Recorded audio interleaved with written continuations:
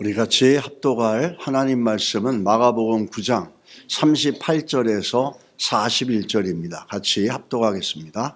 요한이 예수께 여짜오되 선생님, 우리를 따르지 않는 어떤 자가 주의 이름으로 귀신을 내어 쫓는 것을 우리가 보고 우리를 따르지 아니함으로 금하였나이다. 예수께서 가라사대 금하지 말라. 내 이름을 의탁하여 능한 일을 행하고 즉시로 나를 비방할 자가 없느니라. 우리를 반대하지 않는 자는 우리를 위하는 자니라. 아멘. 자리에 앉아주시고요. 오늘 나눌 하나님 말씀의 제목들은 사도 요한에 관한 겁니다. 그 사도 요한의 삶을 한마디로 정리하면 상당한 충동과 분노로 모든 것을 살아갔던 사람인데 굉장히 균형된 믿음의 사도로 변화됩니다. 우리 한번 말씀 전하기 전에 우리 옆에 분들에게 이렇게 한번 인사해 주시기 바랍니다. 믿음은 균형입니다. 예, 믿음은 균형입니다. 예, 이것들을 가장 잘 보여주는 게 사도 요한의 가르침 속에 담겨져 있고 그 삶이 보여줍니다. 우리 사도 요한, 특별히 우리 성경에는 요한의 이름이 두 개가 크게 나오죠. 하나는 The Baptist John, 또 한 사람은 오늘 우리가 다루는 예수님의 12제자의 한 사람이었던 사도 요한입니다. 이 두 사람이 대표적으로 요한의 이름을 가지고 있는데 사도 요한에게는 별명이 있었어요. 그 별명은 우리가 많이 들어본 별명이에요. 어떤 별명이었냐면 사도 요한은 사랑의 사도라 이렇게 얘기합니다. 그게 요한의 별명이었어요. 사랑이 얼마나 많았으면 사랑의 사도라 이렇게 얘기를 했겠어요. 예수님이 정한 게 아니라 나중에 후대에 사람들이 그를 그렇게 불렀습니다. 그래서 그 유명한 그림이 하나 있는데 저기 한 젊은 청년이 예수님한테 이렇게 기대고 있지 않습니까? 저 사람이 사도 요한입니다. 저 그림은 요한복음 13장 23절에 예수의 제자 중 하나, 곧 그가 사랑하시는 자가 예수의 품에 의지하여 누웠는지라 라고 하는 이 말씀, 요한복음 누가 기록했습니까? 사도 요한이 기록한 거예요. 사도 요한이 자기와 예수님과의 관계를 저렇게 표현해주고 있는 거예요. 예수님과 자기가 얼마나 가까웠고 또 자기가 얼마나 예수님을 따르려고 했는지, 예수님과 가까이 하려고 했는지 그 인티메시한 릴레이션십을 사도 요한복음 13장 23절에 본인이 자전적으로 고백하고 있는 겁니다. 거기서 나온 그림이 이제 저런 그림들로 이어지게 되는 거죠. 그 요한은 자기 자신을 부를 때 호칭들이 있었어요. 요한복음은 요한이 기록됐는데 그 요한복음 속에서 자신을 부를 때 항상 요한은 내가 요한이다 이렇게 얘기하지 않았어요. 그거보다 예수님의 사랑을 더 받은 제자라고 하는 것을 드러내기가 좀 뭐하니까 예수께서 사랑하시던 그 다른 제자 이렇게 얘기합니다. 또 다른 데는 그 다른 제자가 그 앞에 뭐가 빠진 겁니까? 예수께서 사랑하셨던 사람. 예수께서 사랑했던 그 제자가, 그 다른 제자가 이렇게 했더라, 저렇게 말했더라 라고 하면서 자기를 그렇게 표현하고 있는 겁니다. 그만큼 요한은 예수님과 관계가 굉장히 밀접했다라는 것이고, 예수님을 향해서 아까 그림을 봤지만 예수님이 끌어당기는 게 아니라 요한이 가서 기대는 거였습니다. 요한은 스스로 예수님 앞에 가까이 가고 예수님과 더 친근한 관계를 가지려고 나름대로 노력하고 그런 의도가 강했던 사람이었다는 거죠. 그래서 자기를 얘기할 때도 요한이라 얘기하지 않고 나 제자 요한이라 얘기하지 않고 예수께서 사랑했던 그 제자, 그 다른 제자가 이렇게 자신을 표현해 줍니다. 이렇게 사랑도 많이 받았고 나중에 사랑의 사도라고 불려졌던 이 사도 요한이 본래 성품은 어떤 성품이었습니까?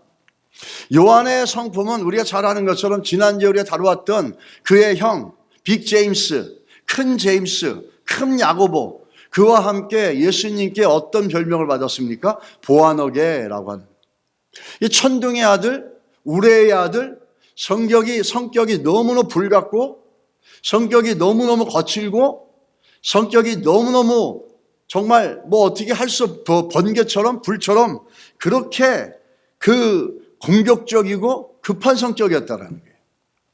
그게 본래 his born nature입니다. 그게 태어날 때부터 가진 성품이에요. 이 태어날 때부터 가진 성품들이 있고 우리가 예수를 믿으면서 우리 안에 믿음의 인격이 새겨지는 게 있어요. 예수를 믿고 예수를 정말 구주로 믿고 그 예수를 따라가면서 생기는 게 뭐냐면 과거에 나의 성품들은 점점점 죽고 타고날 때부터 가지고 있던 성품은 점점점 죽고 그것이 바뀌어서 예수 믿는 믿음의 인격들, 말씀의 인격들 이것들이 우리 안에 들어오기 시작합니다.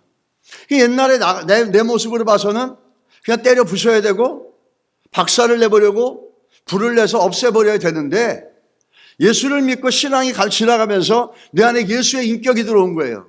하나님의 인격이 들어온 거예요. 그래서 참을 줄도 알고 인내할 줄도 알고 양보할 줄도 알고 이렇게 바뀌어져 가는 거죠. 이 요한은 그런 게 너무나 드라마틱하게 너무나 극명하게 바뀌었던 사람이라는 거예요. 보아너게라고 하고 천둥의 아들이라고 그러고 공격적이고 위협적이고 편협하고 자기밖에 몰랐던 사람이에요. 그래서 아까 우리가 있던 마가복음 9장 38절 이렇게 나오죠. 예수님이 어느 동네를 지나가는데 제자들 외에 예수님을 믿는 사람들이 있는 거예요. 그러니까 그 사람들이 귀신을 쫓아내고 예수 이름으로 기적을 일으키는 겁니다. 근데 그걸 요한이 본 거예요. 사도 요한이 보고 예수님 저 사람 저렇게 못하게 해주세요. 예수 이름은 우리만 붙잡고 있어야지. 예수 이름은 우리만 붙잡고 있고 우리만 오라야지. 우리만 인정받아야 되지. 왜 저 사람도 예수 이름으로 저런 일을 합니까?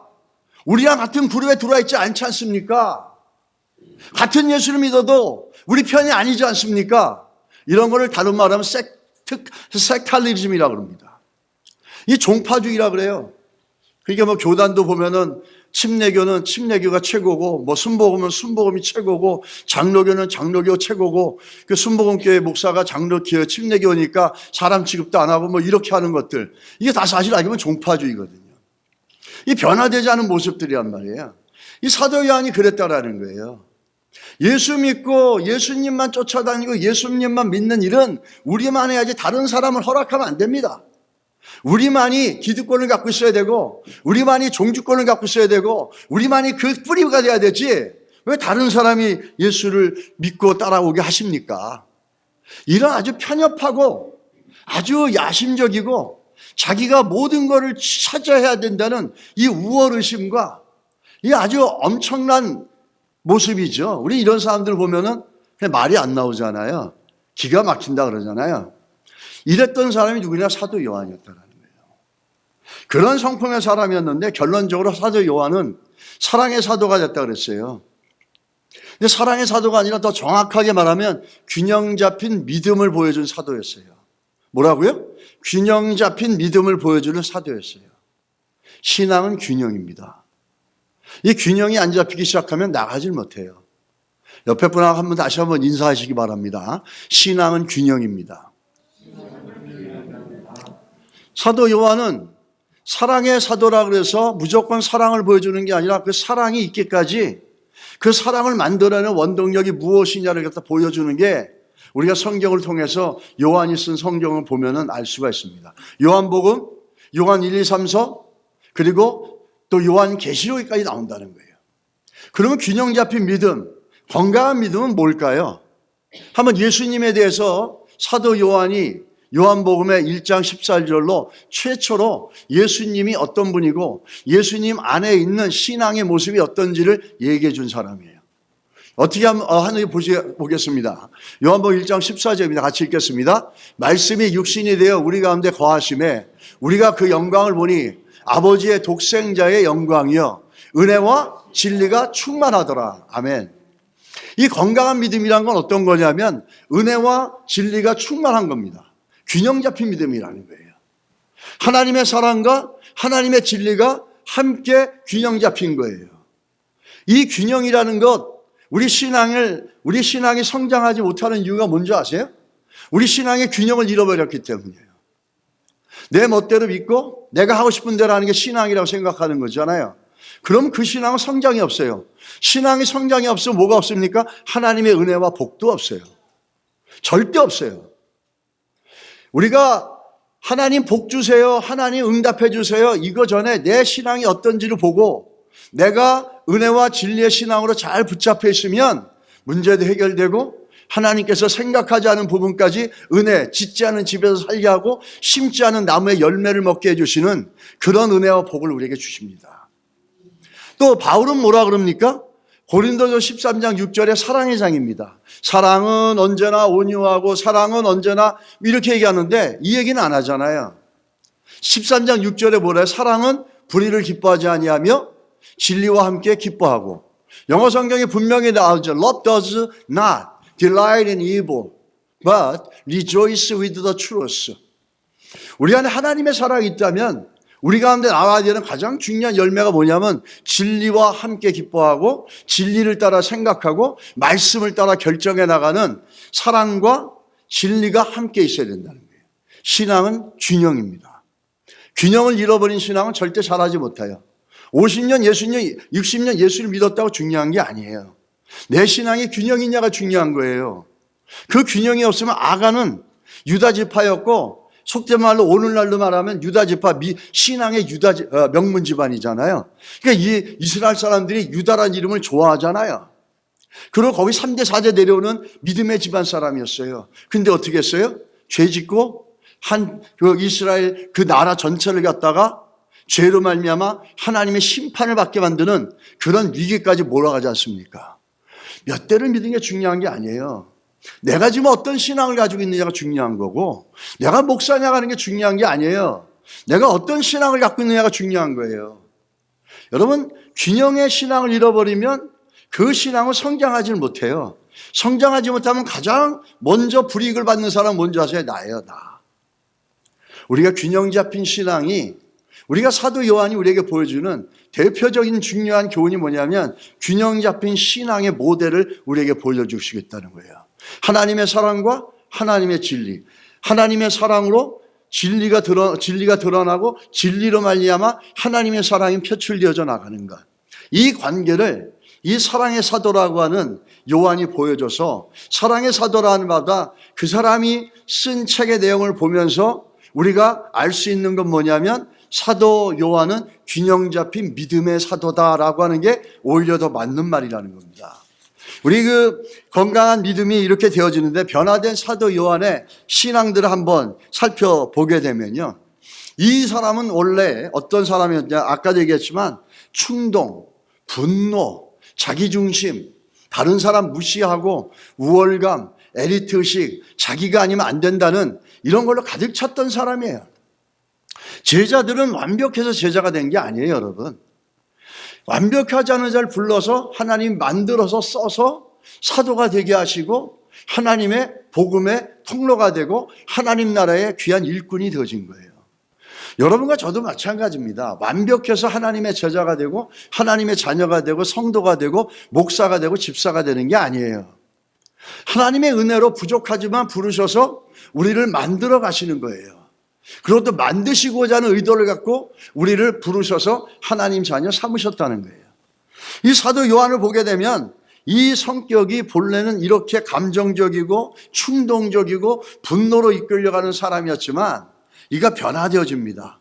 변화되어져서 균형 잡힌 신앙으로 되어지는데, 우리가 이 사람이 얘기하고 있는 내용을 보게 되면 우리가 생각할 때 요한 1, 2, 3세 보면 사랑하라 사랑하라 사랑하다 하니까 이 사람은 사랑만 얘기하는 줄 알아요.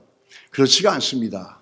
요한복음에 진리라는 단어를 25번을 쓰고 요한 1, 2, 3서와 요한계시록에 진리라는 단어를 20번을 더 씁니다. 그래서 요한은 자기가 쓴 5개의 책 중에서 굉장히 많은 얘기죠. 거기서 45번을 진리를 얘기하는 거예요.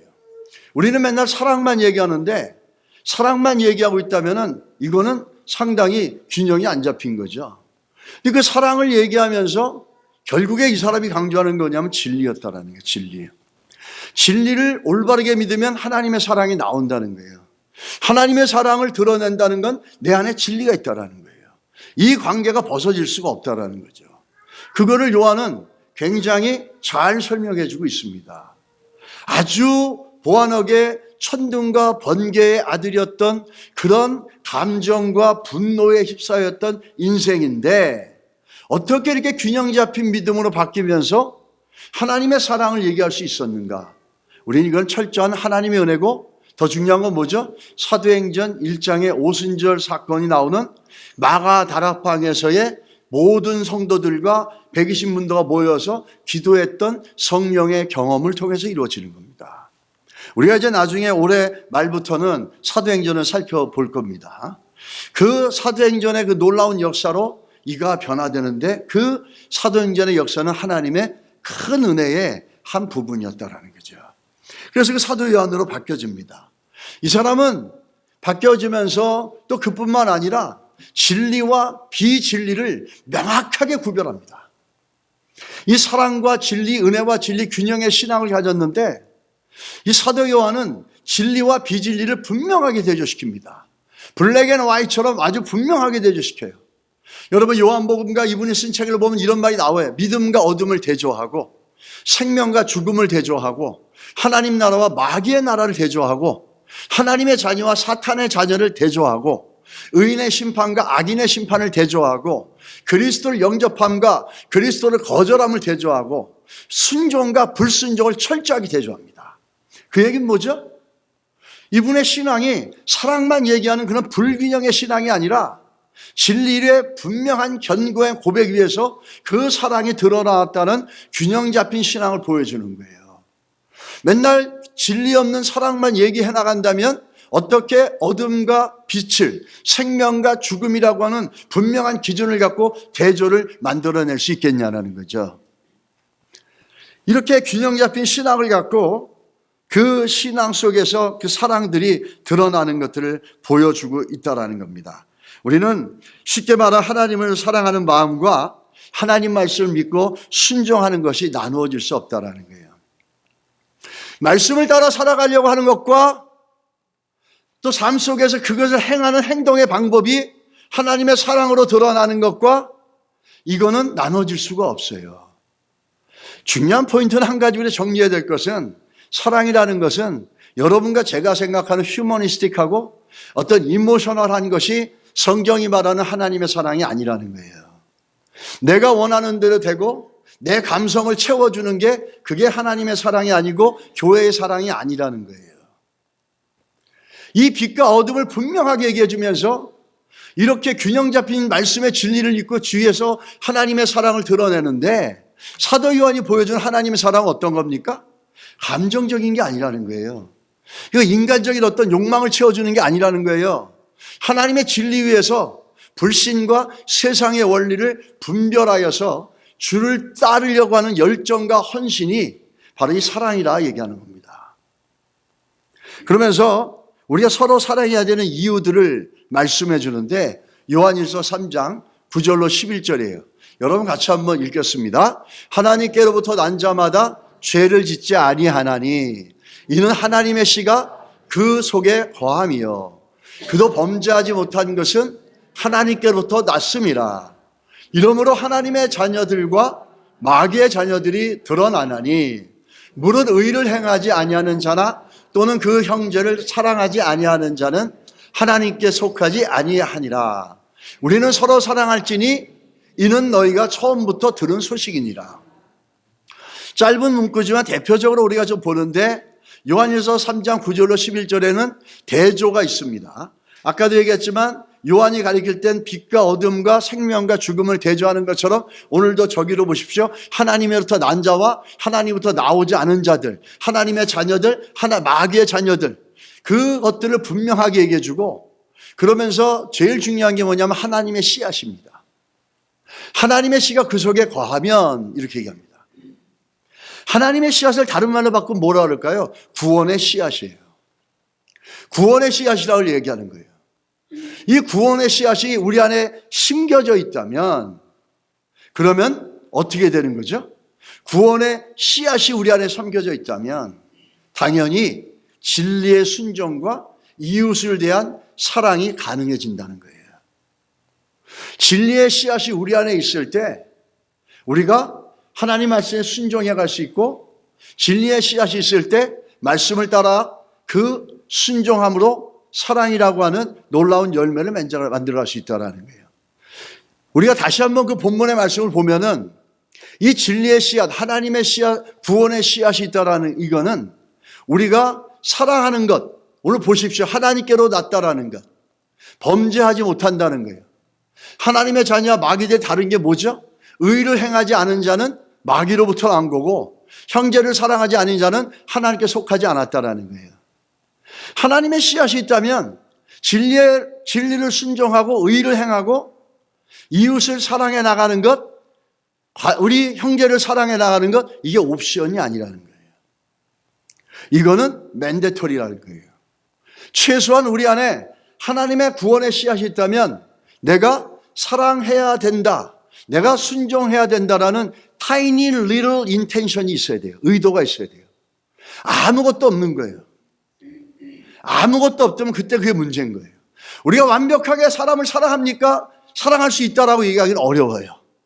그러나 한 가지 중요한 건 내 안에 하나님의 씨앗이 있다면, 구원의 씨앗이 있다면 순종하려고 하고 하나님을 사랑하는 것처럼 이웃을 사랑하려고 하고 또 하나님 사랑하는 것처럼 하나님의 진리에 순종하려고 하는 마음이 함께 있어야 된다는 거예요. 근데 그게 없어요. 없는데 우리가 크리스천이라 그래요. 그게 이제 우리 신앙의 모순이 되는 겁니다.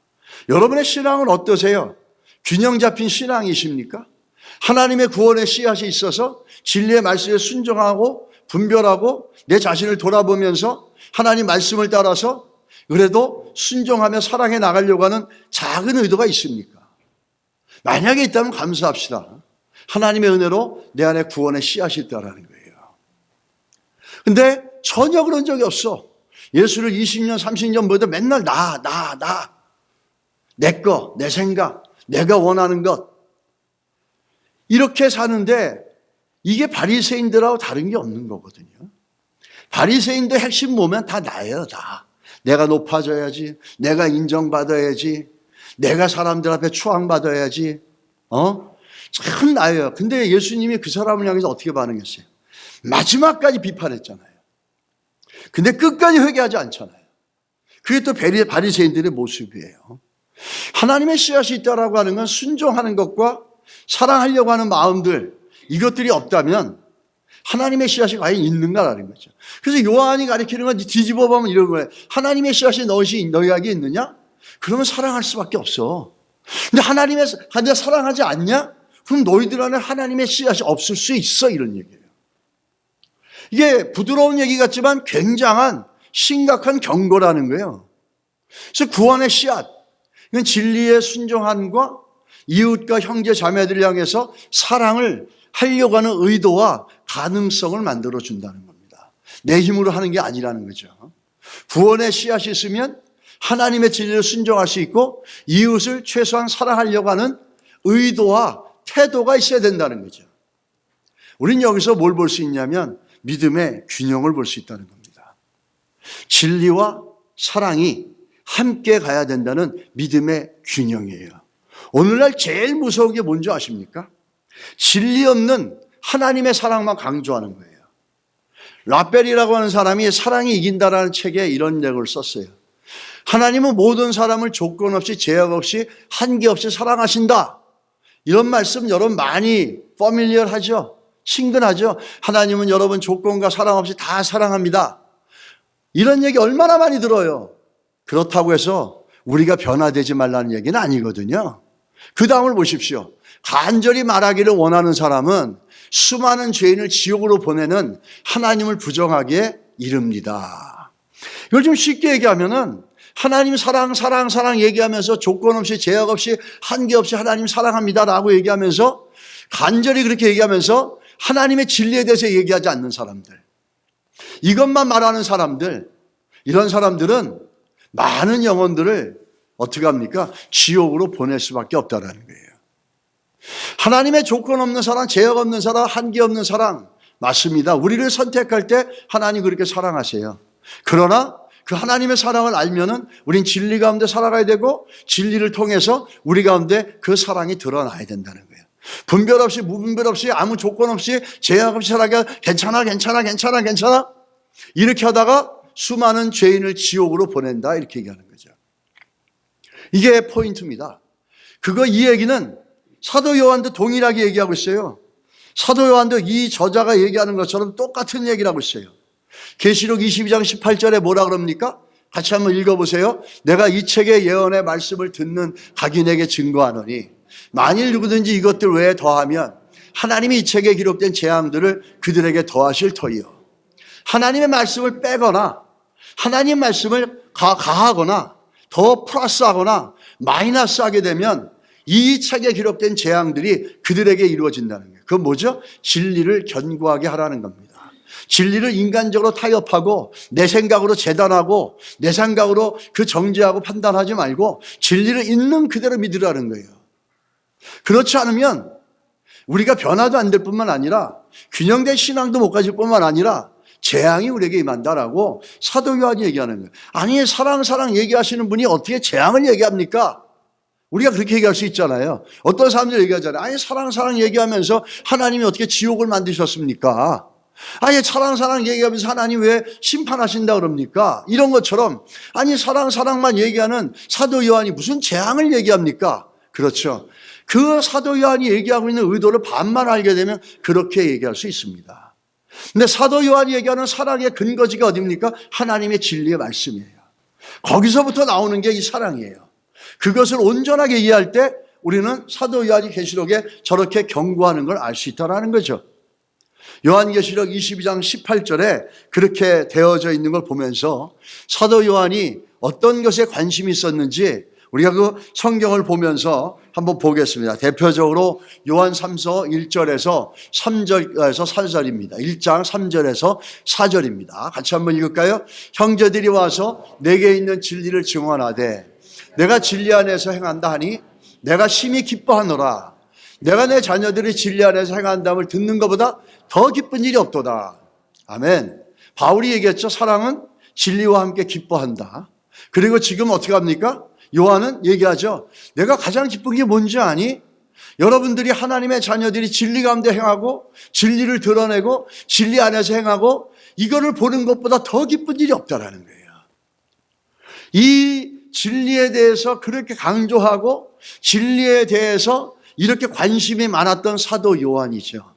근데 우리는 그냥 맨날 사랑합시다 하는데 그 사랑이 어디로부터 나오는지에 대해 생각하지 않아요. 성경을 읽는다면 성경을 믿는다면 성경이 얘기하는 걸 생각도 좀 해야 되는데 아무 상관없이 신앙생활 해나간다면 믿음과 신앙의 믿음과 진리, 사랑과 은혜, 하나님의 은혜와 진리가 균형 있게 잡히지 않습니다. 그런 신앙은 절대 성장하지 않아요. 우리의 믿음은 하나님의 말씀에 그 영의 양식을 먹어야지 성장하지 그거 외에 다른 걸로 절대로 신앙생활은 우리의 신앙을 잘하지 않습니다.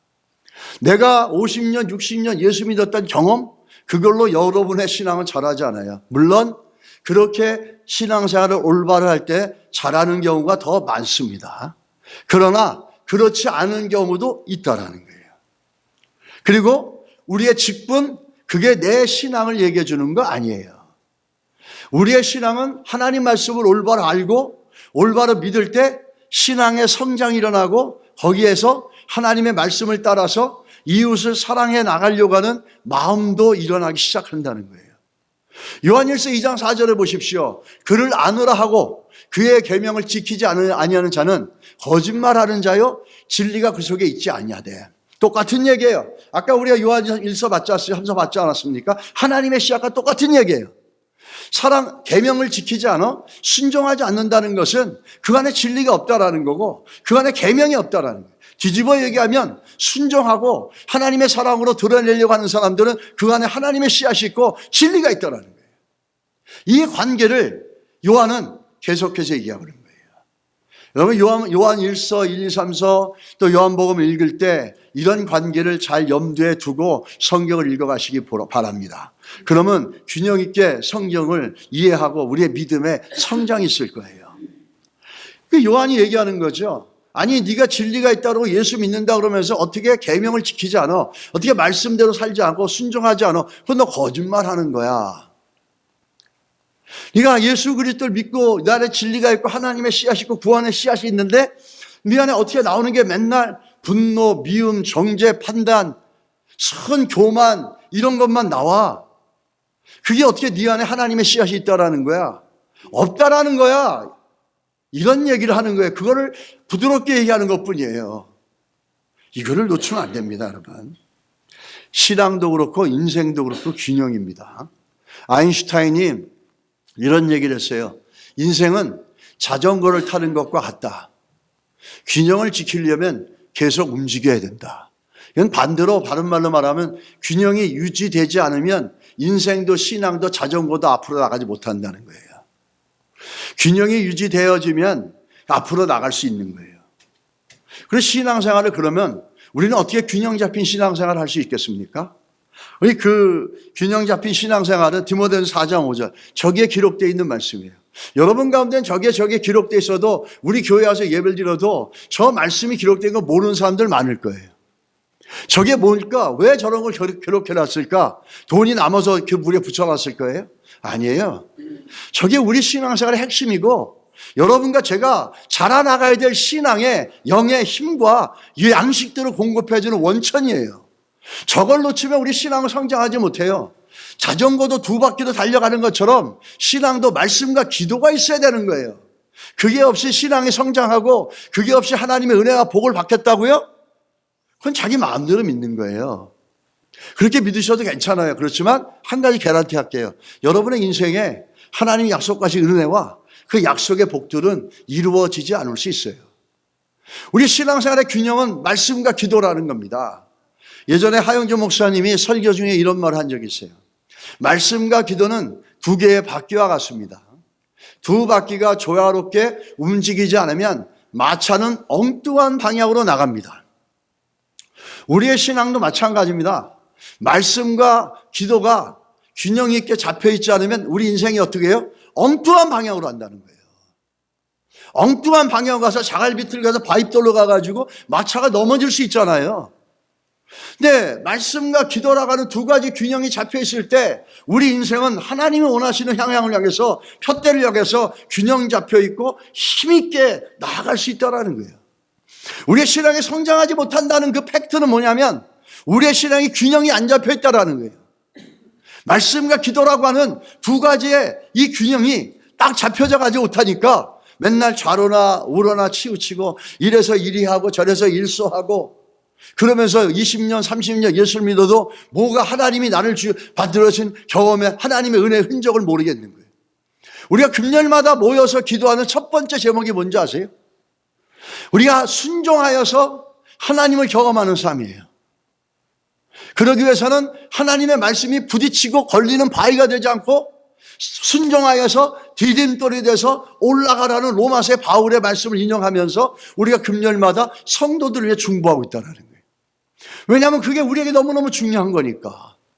균형 없는 집이 균형이 안 잡혀 있어요. 어떻게 합니까? 그거는 sooner or later doesn't matter. Just a matter of time will be correct. 그러면 자전거는 어떻게 합니까? 자동차는 어때요? 균형이 없으면 힘이 안 나오고 스피드가 안 나와요. 균형이 있어야 되는 거예요. 그걸 우리가 매주 금요일마다 기도하고 있어요. 너무너무 중요한 거기 때문에. 사도 요한은 사랑의 사도였지만 그는 우리들에게 뭘 보여주는 시합이가 This is the balanced faith. 이걸 보여주는 거예요. 이게 healthy faith이야. 이게 blessing이야. 이거를 보여주고 있다는 거죠. 여러분, 우리의 신앙이 균형 잡힌 신앙으로 성장되길 기도하시기 바랍니다. 그렇지 못하다 그러면 기도하십시오. 왜 기도해야 되는지 아세요? 그거 이따가 보겠습니다. 자, 우리 변화된 요한의 모습을 볼 수 있는 성경이 있어요. 변화된 요한, 첫 번째 모습이에요. 요한이 변화되어 있는데 그 변화된 게 삶 속에 흘러나오죠. 요한계시록 1장 9절입니다. 같이 한번 읽겠습니다. 같은 형제이며 하늘나라 백성으로서 여러분과 함께 교난을 건디어온 나 요한은 하나님의 말씀과 예수님에 대한 증거 때문에 반모섬에 있더니 여기서 요한이 1장을 요한계시록 시작하면서 자기를 어떻게 소개합니까? 여러분과 같은 형제요, 하늘나라 백성이요, 이렇게 얘기합니다. 근데 우리가 아까 마가복음 9장에 봤지만 요한이 어땠습니까? 자기 외에는 안 된다는 거예요. 우리 외에는 인정 안 하겠다라는 거예요. 모든 사람을 무시하고 모든 사람을 깔보고 같은 예수를 믿어도 너 인정 안 해주겠다는 거예요. 그런 섹테리아니즘에 붙잡혀 있었다는 거예요. 그런 종파 분열주의에 있었던 사람이에요. 그래서 얼마나 야심이 있는지 자기들 외에는 예수 믿는 사람이 아니라는 거죠. 인정할 수 없다라는 거예요. 근데 그런 사람이 어떻게 바뀌었습니까? 같은 형제요, 이렇게 얘기합니다. 너희가 12제자 가운데 들어있지 않지만 예수를 믿는 너희들이나 나나 똑같은 형제요, 이렇게 얘기하는 거예요. 똑같이 그들과 내가 그 우월감은 어디 갔습니까? 그 엘리트 의식은 어디 갔습니까? 그거 다 사라졌잖아요. 그리고 나도 너희도 우리가 예수 믿는 그리스도 안에 같은 형제입니다 라고. 이게 얼마나 겸허하고 얼마나 우리에게 물처럼 스며들어오는 고백입니까? 그러면서 어떻게 하죠? 하늘나라 백성이다 이렇게 얘기하는 겁니다.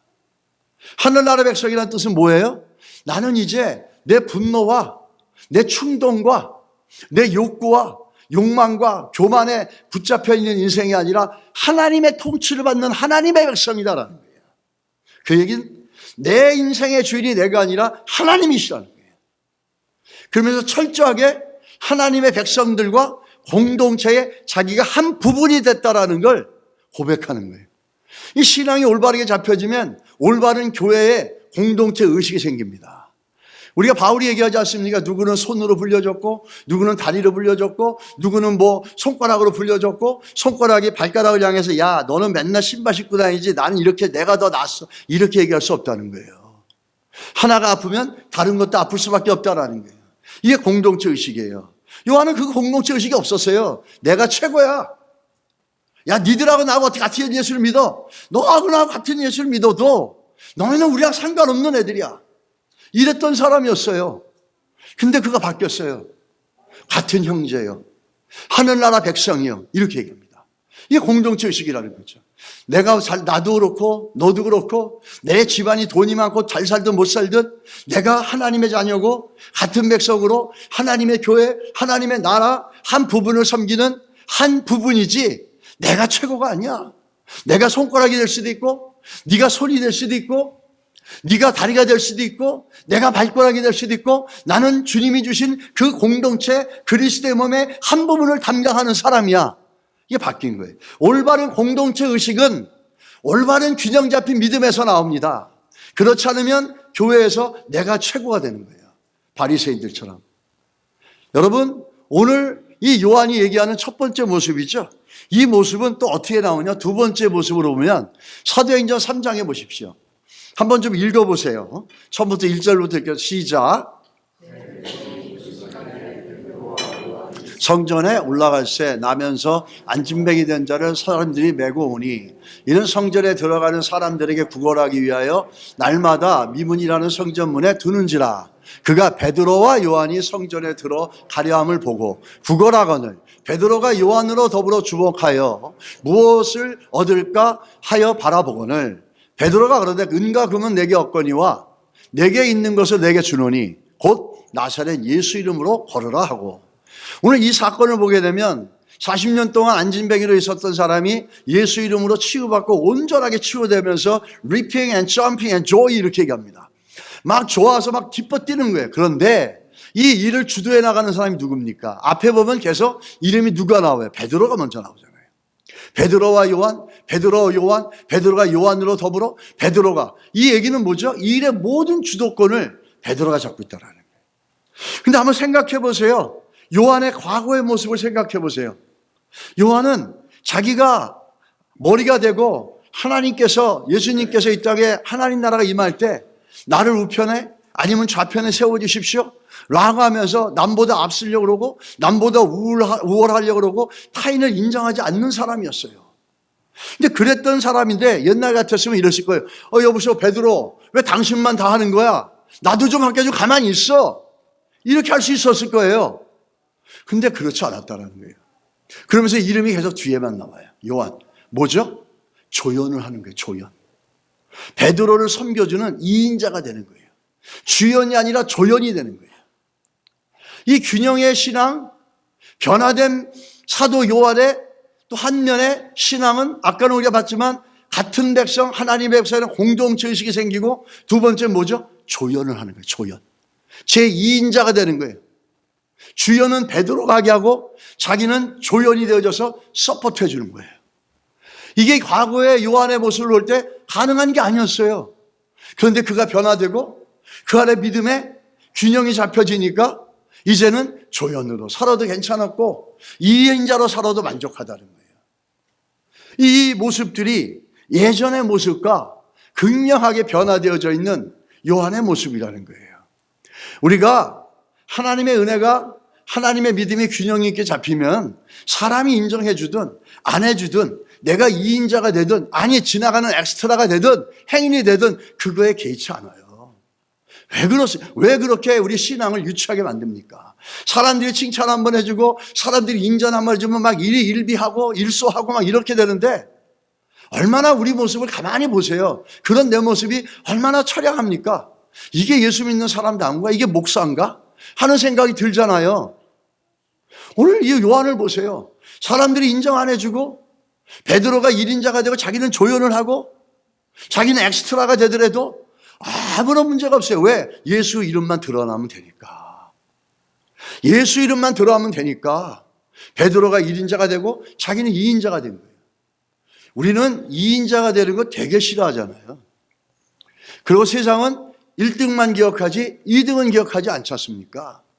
근데 하나님은 어떻게 보면 1등보다도 2등을 더 존귀하게 여길 수 있어요. 보이지 않는 곳에서 1등이 1등 할 수 있게끔 도와주고 섬겨주는 것, 이거는 더 큰 믿음이라는 거예요.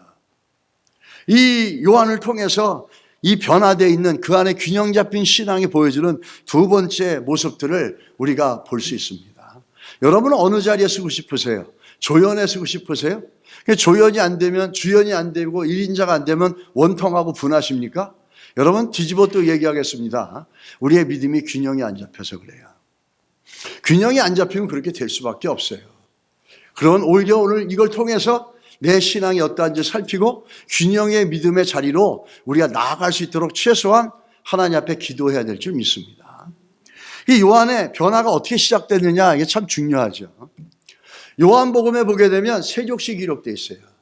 너희가 나를 선생으로 또는 주라 하니 너희 말이 옳도다. 내가 그러하다. 내가 주와 또는 선생이 되어 너희 발을 씻겼으니 너희도 서로 발을 씻기는 것이 옳으니라. 내가 너희에게 행한 것 같이 너희도 행하게 하려 본을 보였노라.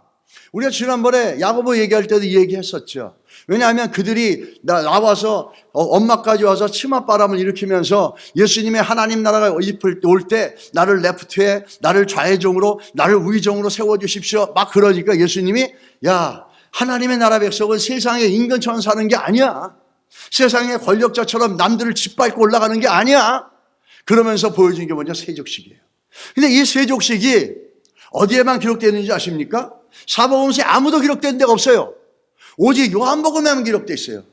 요한에게만 기록되어 있어요. 요한만이 이걸 기록하고 있다는 거예요. 이 얘기는 뭐죠? 이 세족식의 사건이 요한에게 굉장한 임팩트를 줬다는 거예요.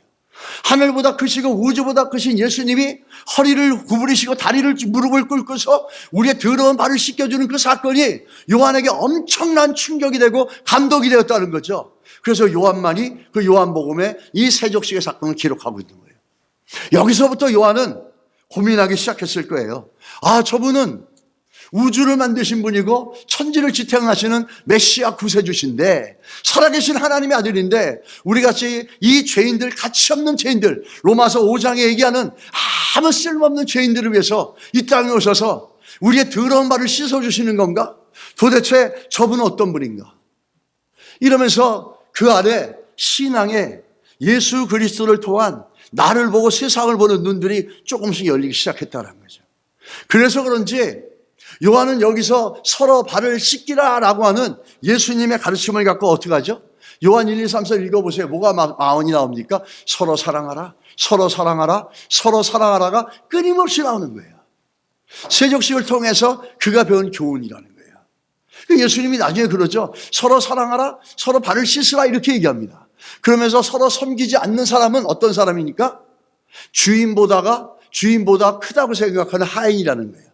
다시 말하면 예수도 내려와서 너희들의 더러운 발을 씻겨줬는데 너희가 예수를 믿는다면서 서로 씻겨주지 않는다면 너희는 스스로 생각하기에 너희들이 예수 그리스도보다 크다고 생각하느냐? 이렇게 마지막에 마무리합니다. 이거를 깨닫는 사람은 복이 있다 이렇게 얘기하죠. 17절에. 그러면서 그것을 배웠던 이 사도 요한은 오늘 어떻게 합니까? 서로 사랑하자 이렇게 얘기합니다. 서로 씻어주자, 서로 사랑하자. 세계병 같이 내게 쓰는 것이 아니요 오직 처음부터 우리가 가진 것이라. 이러면서 서로 사랑하자라는 그 배웠던 교훈을 지금 얘기하고 있는 거예요. 그러면서 이렇게 변화가 시작되면서 두 번째 시작되어지는 게 뭐냐면 두 번째 사건은 우리가 아까 사진을 봤던 것처럼 예수의 품에 의지하여 누웠는지라 이렇게 합니다. 요한은 예수님의 품에 스스로 늘 찾아갔고 가까이 하려고 하는 열망과 열정이 있었어요. 주님과 더 가까워지고 싶고 주님과 더 견고한 관계를 갖고 싶은 거예요. 만약에 그 식탁에서 예수님이 요한이 옆에 있는데 요한을 향해서 예수님이 이렇게 끌어안았다면 예수님이 요한을 찾아가는 게 되잖아요. 더 많이. 근데 여기서는 요한이 와서 안기고 있는 겁니다. 그건 뭘 얘기하자면 첫째, 요한이 예수님을 가까이 하고 예수님을 가까이 하면 그분을 더 깊이 알아가려고 하는 마음이 있었다는 거예요. 그래서 품이라는 단어는 어떤 뜻을 갖고 있냐면 우리가 누구를 꼭 안아줘서 우리 품에 안아서 그 품의 온기가 전달되는 거잖아요. 그런 것처럼 예수님을 인격적으로 경험하고 만난 것을 상징적으로 얘기해주고 있다는 거예요. 그러니까 요한은 결국에 그렇게 변화되어진 두 번째 극명한 사건은 뭐냐면 예수 그리스도를 인격적으로 만났다는 거예요. 그래서 여러분 복주의 가장 큰 복이 뭔지 아십니까? 주님을 만나는 복이에요. 예수님을 만나는 복이에요. 하나님을 인격적으로 만나는 편이에요. 하나님 기적을 주시면 믿겠습니까? 그게 아니라 정말 그 하나님을 인격적으로 알아가고 나의 인생의 구주시고 아버지로서 인격적으로 믿어가면서 고백해 나가는 그 믿음이 가장 큰 복입니다. 우리가 그 예를 야고보를 통해 보면서 말씀을 정리하겠습니다. 야고보 여러분 잘 아시죠? 야복나루에서 어떻게 했습니까? 자기 가솔들은 다 보내고 가사는 다 보내고 그리고 자기 혼자 남아 기도합니다. 야복날에 기도한다고 나온 건 아니지만 어떤 사람이 찾아와요. 레슬링을 해요. 씨름을 해요. 근데 안 돼요. 그래서 환도표를 쳐요. 그러면서 그 사람이 뭐라 그러죠? 야곱이 이렇게 얘기합니다. 내게 축복하지 않으면 절대로 당신을 보낼 수 없어요. 그러니까 이 양반이 그 이름을 더 이상 야곱이라 안 하고 이스라엘로 바꿔줍니다. 그러면서 어떻게 하죠? 야곱에게 축복한지라 이렇게 얘기합니다. 이게 단순한 사건이 아니라 한 가지 우리 이렇게 좀 비교해서 볼까요? 야곱에게는 있고 에서에게는 없는 것. 이게 뭐였죠? 야곱에게는 있고 에서에게는 없는 것. 야곱에게는 영적인 욕심이 있었어요.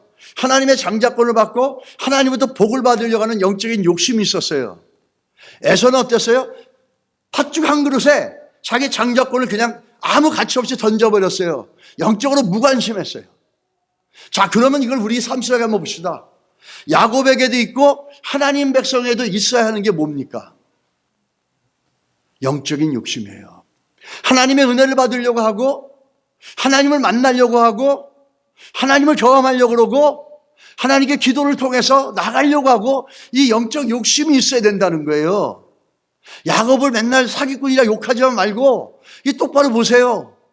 야곱은 영적 욕심을 갖고 있었던 사람에 복 받아야 된다. 하나님의 은혜를 내 믿음이 자라야 된다. 믿음이 성장해야 된다. 균형 있는 믿음이 돼야 된다. 예수님을 인격적으로 만나야 된다. 기도 속에 성령을 만나야 된다. 이런 열정이 있었고 욕심이 있었다는 거예요. 이런 거룩한 욕심, 거룩한 열정, 이 영적인 욕심이 있었는데 에서는 없었어요.